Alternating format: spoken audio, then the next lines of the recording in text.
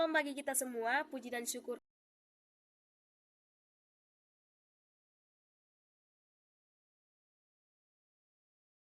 Ini kita akan bersama-sama merenungkan firman Tuhan dari pertama Yohanes pasal yang kedua, ayat yang ketiga sampai ayat yang ke-11.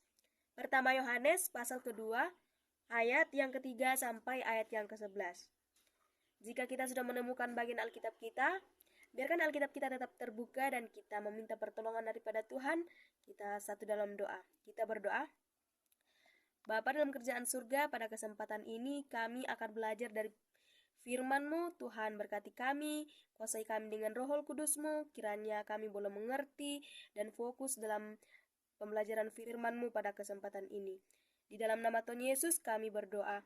Amin. Pertama Yohanes pasal yang kedua, ayat yang ketiga sampai ayat yang ke-11. Firman Tuhan, dan inilah tandanya bahwa kita mengenal Allah, yaitu jikalau kita menuruti perintah-perintahnya. Barang siapa berkata, aku mengenal dia, tetapi ia tidak menuruti perintahnya, ia adalah seorang pendusta dan di dalamnya tidak ada kebenaran.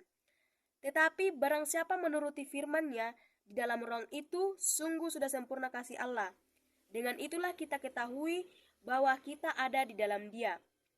Barang siapa mengatakan bahwa ia ada di dalam Dia, ia wajib hidup sama seperti Kristus telah hidup. Ayat yang ke-7, saudara-saudara yang kekasih, bukan perintah baru yang kutuliskan kepadamu, melainkan perintah lama yang telah ada padamu dari mulanya. Perintah lama itu ialah firman yang telah kamu dengar. Namun perintah baru juga kutuliskan kepada kamu, telah ternyata benar di dalam Dia dan di dalam kamu. Sebab kegelapan telah lenyap dan terang yang benar telah bercahaya. Barang siapa berkata bahwa ia berada di dalam terang, tetapi ia membenci saudaranya, ia berada di dalam kegelapan sampai sekarang. Barang siapa mengasihi saudaranya, ia tetap berada di dalam terang, dan di dalam dia tidak ada penyesatan. Tetapi barang siapa membenci saudaranya, ia berada di dalam kegelapan dan hidup dalam kegelapan. Ia tidak tahu kemana ia pergi karena kegelapan itu telah membutakan matanya. Amin atas firman Tuhan. Jemaat yang sama dikasih Tuhan, pada kesempatan ini kita akan bersama-sama belajar di bawah satu tema, yaitu tanda mengenal Allah. Tanda mengenal Allah. Jemaat yang sama dikasih Tuhan, pada perkembangan ini, teknologi sudah berkembang sangat pesat, dan ini sangat membantu dalam berbagai bidang, termasuk dalam bidang kesehatan. Sudah banyak teknologi dalam bidang kesehatan yang berhasil membantu para dokter dalam mengidentifikasi penyakit para pasien. Contohnya saja alat ronsen. Yang pernah melihat atau pernah menjalani foto ronsen pasti tahu kegunaan akan alat ini. Karena alat ini digunakan oleh para dokter untuk melihat kondisi bagian dalam tubuh pasien. Alat ini digunakan untuk mengidentifikasi apakah seseorang mengidap penyakit paru-paru, mengidap penyakit jantung, atau ada bagian tulang yang patah dan sebagainya.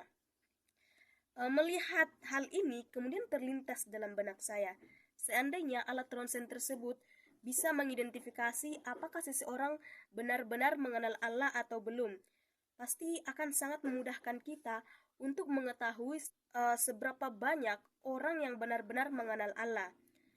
Kita bisa tahu seberapa dekat kita dengan Allah. Kita bisa tahu bagian dalam hidup kita yang masih dalam kegelapan dan lain-lainnya. Jadi kita hanya perlu menjalani foto ronsen dan kita bisa tahu. Kemudian perkembangan saat ini juga sudah banyak teknologi, bahkan sudah ada teknologi untuk mengidentifikasi emosi seseorang melalui aplikasi atau teknologi yang dibuat oleh manusia. Dan juga sudah ada aplikasi yang bisa mengungkap identitas seseorang hanya dengan memindai wajah mereka atau semacam mengarahkan handphone kita ke wajah mereka melalui sebuah aplikasi, dan itu akan mendeteksi dan mengungkapkan identitas mereka. Juga sudah bisa melalui sidik jari. Jadi teknologi sekarang sudah benar-benar berkembang. Tetapi saudara-saudara, pada kenyataannya bahwa sampai pada saat ini belum ada teknologi yang bisa mendeteksi, yang bisa mengungkapkan apakah seseorang benar-benar mengenal Allah atau belum. Saudara-saudara yang dikasihi Tuhan, jika ada orang yang bertanya kepada Anda, apakah Anda sudah benar-benar mengenal Allah? Apa jawab saudara?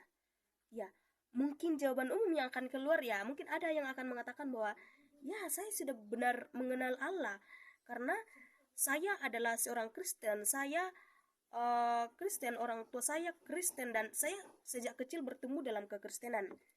Atau ada yang berkata bahwa, iya, saya rajin ke gereja, saya pelayanan di gereja, eh, KTP saya Kristen. Kemudian mungkin ada yang akan mengatakan bahwa tentu saja saya mengenal Allah, saya selalu membaca buku-buku tentang Allah, rajin membaca Alkitab. Atau juga ada yang mengatakan bahwa tentu saja saya mengenal Allah karena saya seorang pendeta, saya seorang penginjil, dan sebagainya. Jemaat yang dikasihi Tuhan, apakah itu sudah menjamin bahwa saya dan saudara-saudara sekalian ini sudah benar-benar mengenal Allah?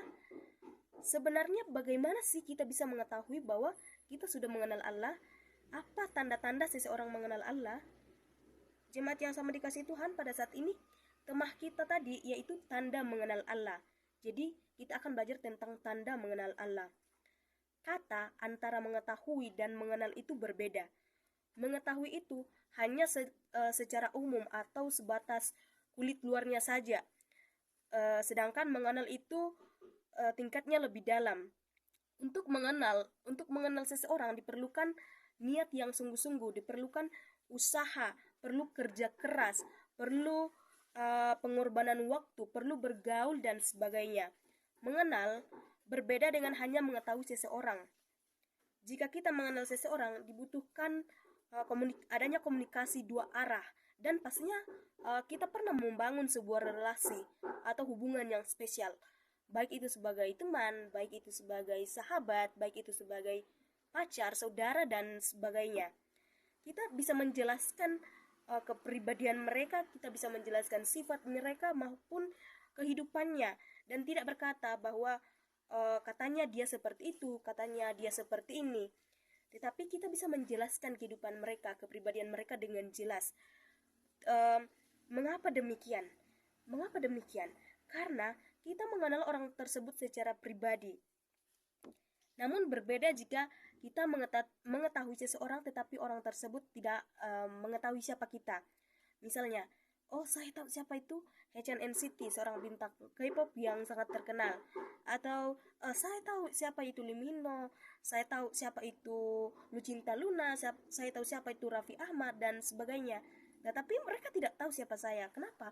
Karena kami tidak saling kenal, dan kami bahkan belum pernah bertemu, apalagi mau membangun sebuah hubungan atau membangun sebuah relasi. Hal ini juga sama dengan mengenal siapa itu sosok Tuhan. Apakah saat ini saya dan saudara-saudara sekalian sudah benar-benar mengenal Allah atau baru sekedar tahu? Banyak orang mengetahui sosok Allah. Iblis pun tahu siapa itu Allah. Tetapi pertanyaannya, apakah banyak dari kita yang benar-benar mengenal siapa itu sosok Allah kita? Orang yang mengenal Allah pasti memiliki hubungan pribadi dengannya. Dan melalui hubungan pribadi tersebut, kita bisa mengenal kepribadiannya, perintahnya, tindakannya, dan semua yang berhubungan dengannya. Dari hubungan tersebut akan melahirkan sebuah pengenalan dan kepercayaan akan Allah, membuat kita semakin teguh, semakin taat, dan memberikan kekuatan kepada kita untuk tetap setia hingga akhir. Dalam pembacaan kita ini, kita akan bersama-sama belajar dua hal tentang tanda mengenal Allah. Apakah saya dan saudara-saudara sudah mengenal Allah atau baru sekedar tahu? Jangan sampai kita baru sekedar tahu tetapi belum mengenal Allah. Mari kita lihat bagian yang pertama. Dalam ayat yang ketiga sampai ayat yang keenam. Dan inilah tandanya bahwa kita mengenal Allah, yaitu jikalau kita menuruti perintah-perintahnya. Barang siapa berkata, aku mengenal dia, tetapi ia tidak menuruti perintahnya, ia adalah seorang pendusta dan di dalamnya tidak ada kebenaran. Tetapi barang siapa menuruti firman-Nya, di dalam orang itu sungguh sudah sempurna kasih Allah. Dengan itulah kita ketahui bahwa kita ada di dalam Dia. Barang siapa mengatakan bahwa ia ada di dalam Dia, ia wajib hidup sama seperti Kristus telah hidup. Yang pertama itu adalah melakukan perintah-perintahnya, melakukan perintah-perintahnya. Saudara-saudara, ketika seseorang mengatakan bahwa saya mengenal Allah dan menuruti perintah-perintahnya, sebenarnya dia sudah mengenal Allah. Tetapi ketika seseorang mengatakan bahwa saya mengenal Allah, tetapi ia tidak melakukan perintah-perintahnya, Yohanes mengatakan bahwa orang seperti itu adalah pendusta dan di dalamnya tidak ada kebenaran. Saudara-saudara, kita sudah ada di dalam Dia ketika kita menuruti firman-Nya. Ketika kita mengatakan bahwa aku ada di dalam Dia, maka kita wajib hidup sama seperti Kristus telah hidup. Terkadang dalam kehidupan sehari-hari kita mengatakan bahwa saya sudah mengenal Allah, tetapi pada kenyataannya tetangga yang membeli kulkas kita yang kedinginan, atau tetangga yang beli mobil suara kita yang lebih berisik dari mobil. Kita kesana kesini bergosip, tuh tetangga sebelah kiriku sudah beli mobil, tapi mungkin uang hasil korupsi suaminya, Ji. Ya, firman Allah katakan, jangan iri dengan milik sesamamu, jangan iri dengan milik sesamamu, jangan bersaksi dusta, jangan memfitnah. Tetapi kita masih melakukannya, kita malah mengabaikan perintah-perintah Allah. Yohanes mengatakan bahwa orang-orang seperti itu adalah pendusta. Dalam Yohanes 8 ayat 44, Yohanes pasal 8 ayat 44, kita buka firman Tuhan. Yohanes pasal 8 ayat 44 mengatakan, Iblislah yang menjadi bapamu dan kamu ingin melakukan keinginan bapamu. Ia adalah pembunuh manusia sejak semula dan tidak hidup dalam kebenaran, sebab di dalam dia tidak ada kebenaran. Apabila ia berkata dusta, ia berkata atas kehendaknya sendiri, sebab ia adalah pendusta dan bapa segala dusta. Iblis adalah pendusta dan bapa segala dusta. Jika kita mengatakan bahwa aku sudah mengenal Kristus, tetapi tidak melakukan perintah-perintahnya, Yohanes mengatakan bahwa orang-orang itu adalah pendusta. Kalau seseorang adalah pendusta, maka siapakah bapaknya? Bukankah iblis adalah bapa segala dusta? Saudara-saudara sekalian, ketika kita masih kecil, ketika kita masih di sekolah minggu, kita diajarkan lagu Happy ya ya ya, happy ya ya ya. Saya senang jadi anak Tuhan, siang jadi kenangan, malam jadi impian, cintaku semakin mendalam. Dan terkadang juga dalam ibadah-ibadah kita sering menyanyikan lagu Sungguh ku bangga Bapa, punya Allah seperti Engkau. Apakah kita sudah benar-benar adalah anak-anak Allah? Apakah kita benar-benar bangga jadi anak-anak Allah? Apakah kita sudah benar-benar mengenalnya? Kalau kita bangga jadi anak-anak Allah, kalau kita adalah anak-anak Allah dan bangga jadi anak-anak Allah, maka marilah kita belajar semakin mengenalnya dengan melakukan perintah-perintahnya. Bagian yang kedua yaitu dalam ayat yang ke-7 sampai ayat yang ke-11. Ayat yang ke-7 sampai ayat yang ke-11. Saudara-saudara yang kekasih, bukan perintah baru yang kutuliskan kepadamu, melainkan perintah lama yang telah ada padamu dari mulanya. Perintah lama itu ialah firman yang telah kamu dengar.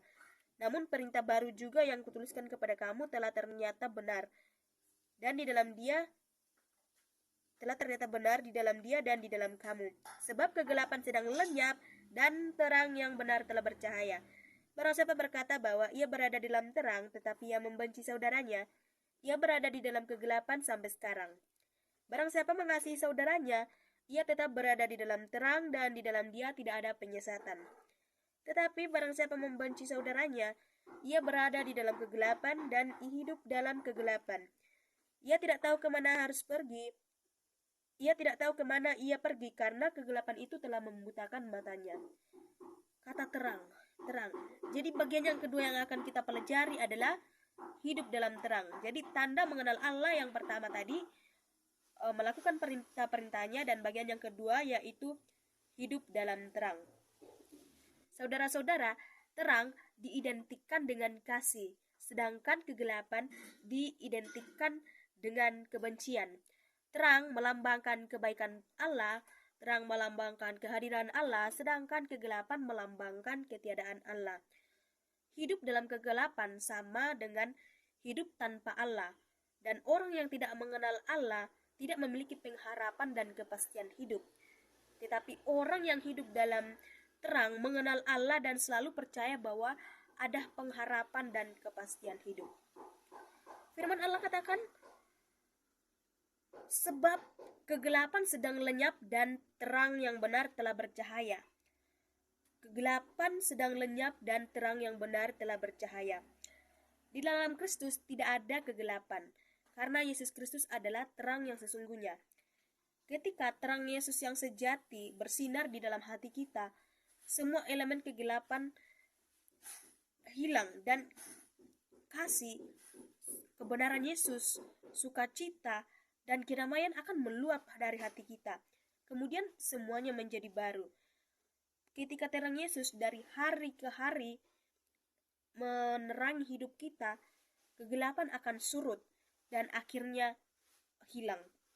Dalam ayat yang ke-9 sampai ayat yang ke-11 dijelaskan bahwa ketika seseorang mengasihi saudaranya, mengasihi sesamanya, berarti ia hidup di dalam terang dan di dalam dia tidak ada penyesatan. Tetapi orang yang hidup dalam kebencian, yang membenci saudaranya, menandakan bahwa ia hidup di dalam kegelapan.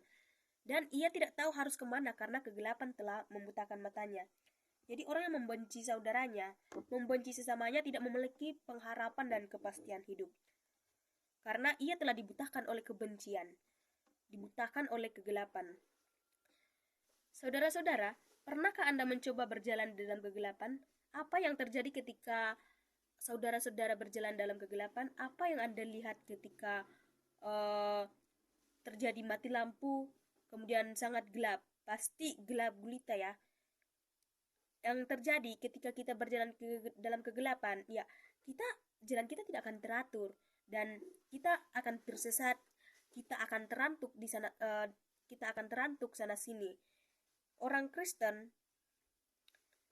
ketika menghadapi masalah akan berkata, saya percaya Allah pasti buka jalan. Saya percaya Allah tidak akan pernah meninggalkan saya. Dan sebagainya. Mengapa? Karena ia mengenal sosok Allah dan ia hidup dalam terang. Ia memiliki kepastian hidup. Ia memiliki pengharapan di dalam Allah. Yohanes 8 ayat 12 mengatakan bahwa akulah terang dunia. Barang siapa mengikut aku, ia tidak akan berjalan di dalam kegelapan, melainkan ia akan mempunyai terang hidup. Ketika kita merasa bahwa hidup kita masih dikuasai kegelapan, maka datanglah kepada Tuhan untuk menerangi hidup kita. Hiduplah berjalan di dalam terang kasih Yesus Kristus, mengasihi sesama seperti Kristus yang lebih dulu mengasihi kita. Saudara-saudara, kasih Allah itu sungguh luar biasa bagi kita. Dari pengorbanannya, segala apa yang dilakukan Kristus bagi kita, segala yang dilakukan Allah bagi kita itu sungguh luar biasa. Lalu apakah kita tidak mau merespon kasih Allah yang luar biasa itu? Ia ingin agar kita mengenalnya, ia ingin agar kita melakukan perintahnya dan kelak bersama-sama dengan dia di dalam kerajaannya. Ketika hidup kita sudah mulai jauh dari Allah dan pengenalan akan Allah sekedar samar-samar saja, maka pakailah kacamata iman, pakailah kacamata untuk mengenalnya. Baca Alkitab, tekunlah membaca firman Allah agar lebih banyak mengenal, lebih banyak mengetahui perintah-perintahnya dan bisa berjalan di dalam terang. Oleh karena itu ke depan mari kita bersama-sama belajar mengenal Allah lebih dekat dan melakukan perintah-perintahnya, berjalan di dalam terang. Jangan sampai di akhir zaman Tuhan malah mengatakan kepada kita, aku tidak pernah mengenal kamu, enyahlah daripadaku, kamu sekalian pembuat kejahatan. Saudara-saudara, ingat, penyesalan selalu ada di akhir. Jangan sampai pintu tertutup baru menyesal. Amin atas firman Tuhan yang boleh kita renungkan pada kesempatan ini. Mari kita saat dalam doa, kita berdoa. Bapa dalam kerajaan surga, pada saat ini kami berterima kasih karena kesempatan indah kami boleh belajar merenungkan firman-Mu. Tuhan berkati kami, kiranya firman-Mu yang telah kami dengarkan mengenai dua hal, tanda mengenal Engkau, tanda mengenal Allah, bahwa tanda mengenal Allah yaitu melakukan perintah-perintahnya dan hidup di dalam terang. Bapa dalam kerajaan surga, berkati kami, kiranya ke depan kami boleh lebih dekat mengenal Engkau, melakukan perintah-perintah-Mu dan berjalan di dalam terang. Terangi hidup kami yang masih dalam kegelapan ini. Ampuni segala dosa dan kesalahan kami, di dalam nama Tuhan Yesus kami berdoa. Amin.